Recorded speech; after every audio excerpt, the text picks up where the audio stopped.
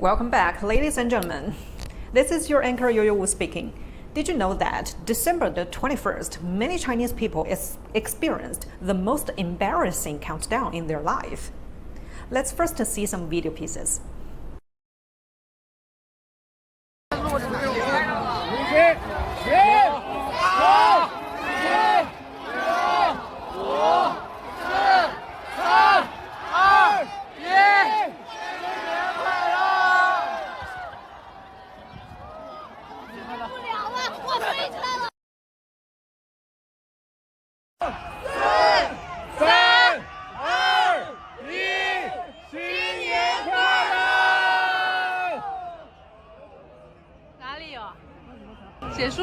好了，结束了，没了。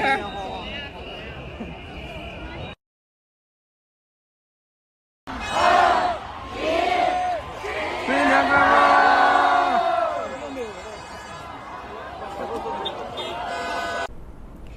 If it happened in just one city, I don't think it will become a piece of news. However, many people from big cities experienced exactly the same thing. So when the counting down is over, instead of seeing beautiful neon lights from the screens, they just hear some very weird noise from the crowd because nobody sees anything. That's why they felt embarrassed and also confused at the same time. So they did not see anything, but they tested how long their urologist can hold in freezing wind without going to the toilets. Well, let's clap hands for those heroes. But why did all of these happen? Of course, because of the government. Currently, because of the political environment changing, the government find it tough to activate the economy. Many people already lost their jobs, and for fresh graduates, they cannot find jobs after graduation.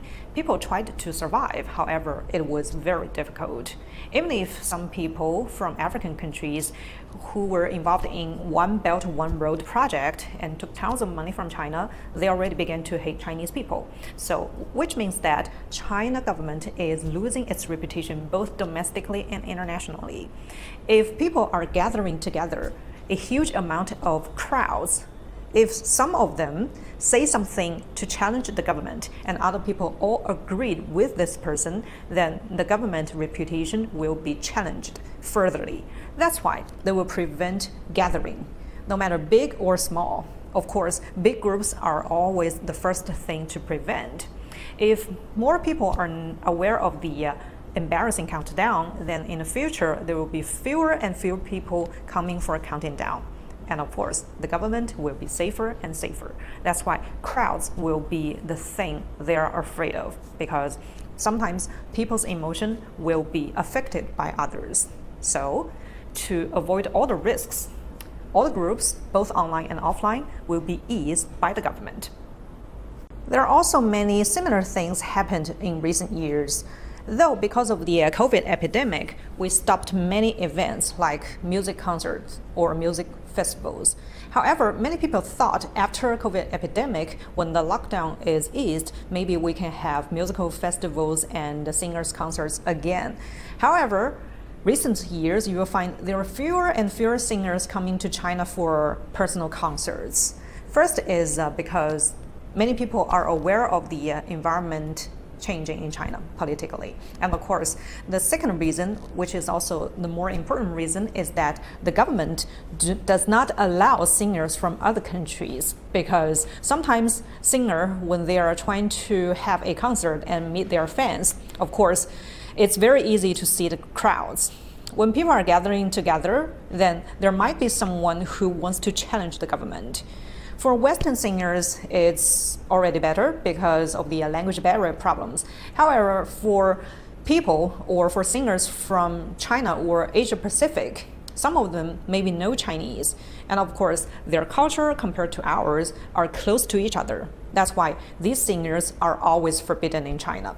Many people will say, how about having some Korean singers in China for a concert? Currently, it's still tough. Not only big events and concerts, some smaller or even mini musical festival and cultural festivals are also forbidden in China. Most of these events were cancelled in advance before it begins, but The participants were not informed with the possible reasons. The only notification they got is, sorry, the festival was cancelled.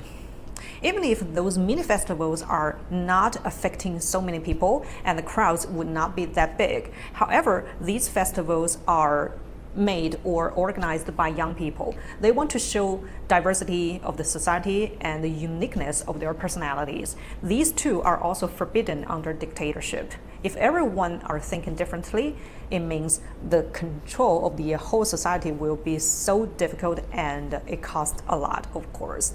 This is why festivals and cultural things and singers' concerts, these are forbidden eventually in China because the government wants safety. But is it really a good solution? No. Because if you do not solve a kind of problem, then the problem stays there forever. So one day it will blow, just like a bomb. That's all for my sharing for today. Thank you guys so much for coming. See you again very soon in my next episode.